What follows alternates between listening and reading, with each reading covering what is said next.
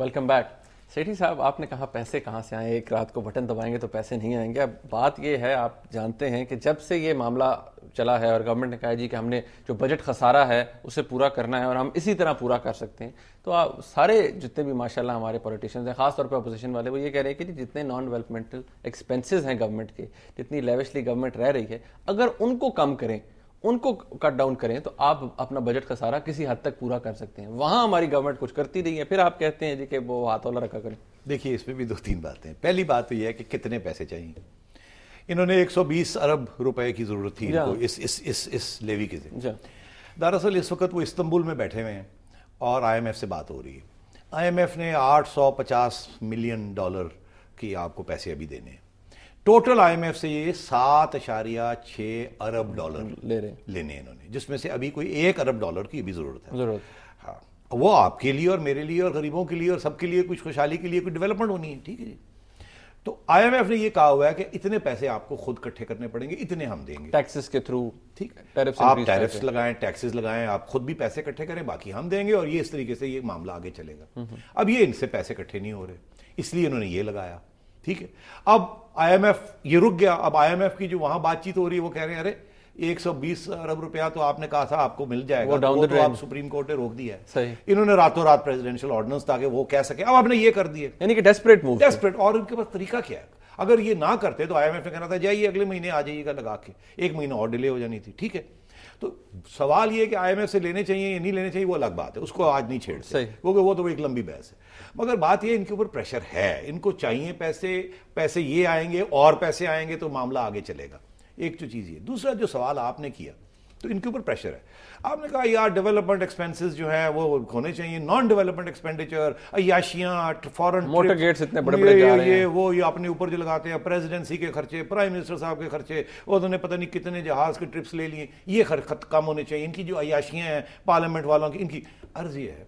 ये बात तो बड़ी अच्छी लगती है, अखबारों में भी ये आती, ठीक, और जी ये बड़े खराब हैं, ये बड़े करप्ट हैं, इनका पैसे कितने पैसे हैं ये जो प्रेसिडेंट और प्राइम मिनिस्टर और ये इधर आते हैं उधर जाते हैं, ये सारे मिला मिलो के 20 अरब रुपए की बात है, ठीक, 20%। वो 122 अरब रुपए इनको चाहिए। ये 20 अरब रुपए टोटल खर्चा, अगर आप इसमें से कम भी कर लेंगे, रोना धोना करके इनको आप छोड़ भी देंगे, तो 5 अरब रुपए। बात तो शायद प्रेसिडेंट सेट करने की है ना, कि आपकी जब लीडरशिप एक मिसाल कायम करती है लोगों के लिए, तो फिर ठीक है, लोग भी बर्डन ले किसी हद तक, लीडरशिप वही कर रही है जो हमेशा से करती रही है। ये बात है, ये बात मिसाल कायम करने तो ये बात है। और यही इसीलिए ये मेरा ख्याल है, ये जो सारी डिबेट चल रही है, ये डिबेट बात असली ये नहीं है कितने पैसे हैं कितने नहीं है, कितने गवर्नमेंट को मिलेंगे नहीं, बात वही है जो आपने अभी की। इसीलिए सुप्रीम कोर्ट भी इसमें इन्वॉल्व है। इसीलिए हम लोग जो इदारिये जब लिखते हैं, हमें भी ये ख्याल होता है कि यार लॉजिक तो बात की अपनी जगह, नीड अपनी जगह, मगर एक पब्लिक प्रेशर भी है, पब्लिक के ऊपर बोझ है और ज्यादतियां हो रही हैं। गवर्नमेंट को गवर्नमेंट चलानी चाहिए, एक तरीके से गुर्बत को दूर करना चाहिए, और ये तवज्जो उस तरफ नहीं जा रही है। सेठी साहब, पीएमएलएन ने, अब कहा जाता है कि ये बजट यूनानिमसली पास किया गया है, पीएमएलएन के जितने भी माशाल्लाह सेक्रेटरी जनरल हैं, जो सेक्रेटरी इत्तलात हैं, वो भी ये बात कहते हैं कि नहीं जी हमने, ऑल्दो कट मोशन कोई नहीं था पार्लियामेंट के अंदर, लेकिन उन्होंने कहा जी कि लीडर ऑफ अपोजिशन ने इसके खिलाफ बहुत बोले, वो जब हो रहा था, इसहाक डार साहब ने इसकी बहुत मुखालफत की, कार्बन टैक्स की और इस सारी सिचुएशन की। लेकिन अब जो बयानात आ रहे हैं वो बड़े कॉन्फ्लिक्टिंग हैं। पहले बजट कैसे पास हो गया अगर ऑपोजिशन उनके इसके हक में नहीं थी? बिल्कुल सही कह रहे हैं, बजट बिल्कुल पास हुआ। नवाज शरीफ साहब की नून ने उनको सपोर्ट किया, क्योंकि उस वक्त माहौल ऐसा था कि गवर्नमेंट को चलाना है, अब कोऑपरेट करना है, ये करना है। मियां साहब ने इंटरव्यूज में भी ये कहा था कि हम सपोर्ट कर रहे हैं गवर्नमेंट को, तो डिस्टेबलाइजेशन नहीं हुई। मगर देखिए, एक लॉन्ग टर्म पॉलिसी तो है ना नून की लॉन्ग टर्म पॉलिसी क्या है? देखिए, वो तो अब सीधी सी मिड टर्म इलेक्शन की बात कर रहे हैं, और सारा प्रेशर सुप्रीम कोर्ट की रेस्टोरेशन का। ये मेरा जो अपनी नाकस रही है कि मियां साहब नाराज हो जाएंगे? नहीं, वो नाराज होंगे, मगर देखिए जो फैक्ट्स हैं वो फैक्ट्स हैं। कोई जुडिशरी के साथ प्यार नहीं है, जो भी एग्जीक्यूटिव होती है उसको कोई प्यार नहीं होता, ठीक। मियां साहब भी आएंगे तो नहीं होगा? मैं किसी को नहीं होता जी, छोड़ें आप, क्यों मुझे आप तंग कर रहे हैं। किसी को प्यार नहीं होता। अगर मियां साहब की बात कर रहे हैं, उनका रिकॉर्ड भी देख लीजिए, उन्होंने क्या किया था। तो ये छोड़ दीजिए ये बातें। जब वो प्राइम मिनिस्टर बनेंगे तो देखेंगे हम कि वो किस तरीके से जुडिशरी के साथ क्या रवैया होता है। बात ये है, इस वक्त एक चीज चल रही है, सुप्रीम कोर्ट के जरिए एक कॉन्फ्रंटेशन या अंडरमाइनिंग फेडरल गवर्नमेंट की हो रही है।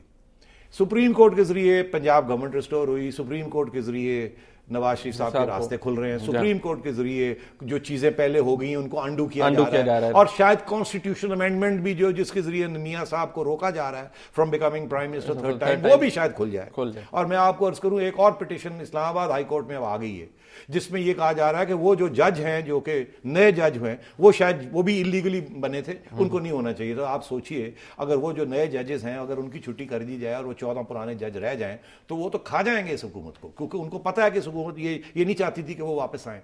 तो इसमें पॉलिटिक्स तो अब जुडिशरी के अंदर रग रग में चली गई है। और मैं आपसे ये अर्ज करूं, ये सिर्फ मियां साहब के हक में जा रही है बात और जरदारी साहब के खिलाफ जा रही है। रेड्डी साहब, यानी कि जो जरदारी साहब की जो अप्रीहेंशन थी, वो रिलक्टेंट थे, बात होती थी जब चीफ जस्टिस इफ्तिखार चौधरी साहब की रेस्टोरेशन की, तो वो अब खुल के सामने आ गई कि इस वजह से जरदारी साहब रिलक्टेंट थे कि जब ये आ जाएंगे तो ये होगा। दो बातें निकल आई मुनीब। देखिए, उस वक्त जरदारी साहब का यही उनको खदशा था कि ये अगर जजेस आ गए, अगर मुशर्रफ जैसा बंदा नहीं घबरा गया था इनसे, तो हमें तो ये खाई जाएंगे, क्योंकि वो तो फिर भी फौजी थे, आप तो सिविलियंस हैं।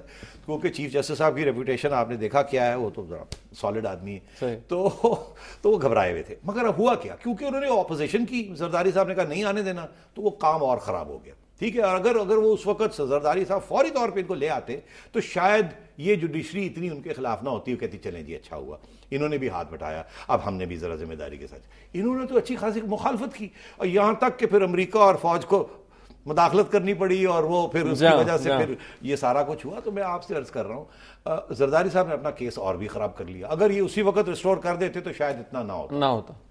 ये सेठी साहब ये बताइए, we are in the last minute, के जरदारी साहब की इन पर्टिकुलर और इस गवर्नमेंट की इन जनरल क्रेडिबिलिटी इस ऑर्डिनेंस के बाद क्या रह गई? देखिए, जरदारी साहब की और इस गवर्नमेंट की क्रेडिबिलिटी पहले दिन से जीरो जा रही है, आप सच्ची बात है। और वो जो कुछ देखिए ना, जो कुछ उन्होंने किया वो अनपॉपुलर है।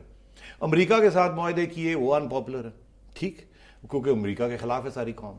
IMF के साथ करते हैं तो वो अनपॉपुलर चीज है, ठीक।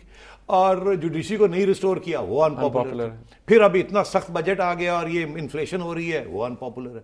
तो ये तो अब वो जो चीजें हुकूमत में बैठे हुए हैं, एक तरफ वो अनपॉपुलैरिटी है, दूसरी तरफ ये है कि अब ऑपोजिशन बड़ी स्ट्रांग हो गई, ठीक है।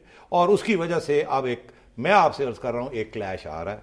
मैंने पहले भी अर्ज किया था कि एक क्लैश आएगा, मियां साहब पूरी हवा देंगे, सपोर्ट करेंगे जुडिशरी को कि वो आगे होके एक क्लैश ले। और क्योंकि जुडिशरी ने पहले ये कहा हुआ है जजेस ने कि हम ये करेंगे ये करेंगे ये करेंगे, तो वो अब वो करेंगे, तो जरदारी साहब के लिए आगे हालात अच्छे नहीं हैं। सेठी साहब बहुत शुक्रिया।